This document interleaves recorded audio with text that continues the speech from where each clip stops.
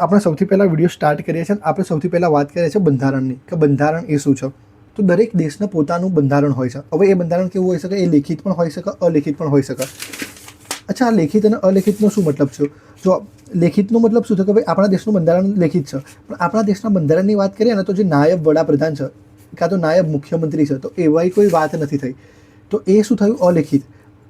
અને આપણું બંધારણ લેખિત પણ છે. તો આપણું બંધારણ કેવું છે? આપણા બંધારણ લેખિત બી છે અને આપણું બંધારણ અલેખિત બી છે. એ સાથે જ વાત કરીએ તો શક્તિઓના વિભાજન પણ બંધારણમાં આપેલા હોય છે. એટલે કે બધા દેશનું પોતપોતાનું બંધારણ હોય છે.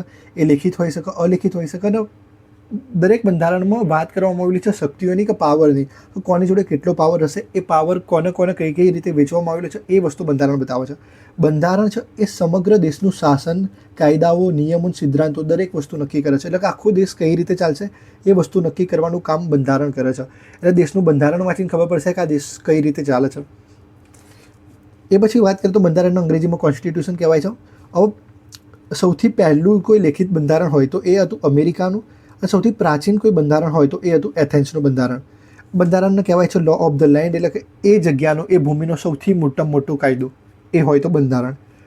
બંધારણ શું કરે છે કે દરેક નાગરિકોને અમુક અધિકારો આપે છે અને રાજ્યના ફરજો અને રાજ્યના અમુક જવાબદારીઓ આપે છે.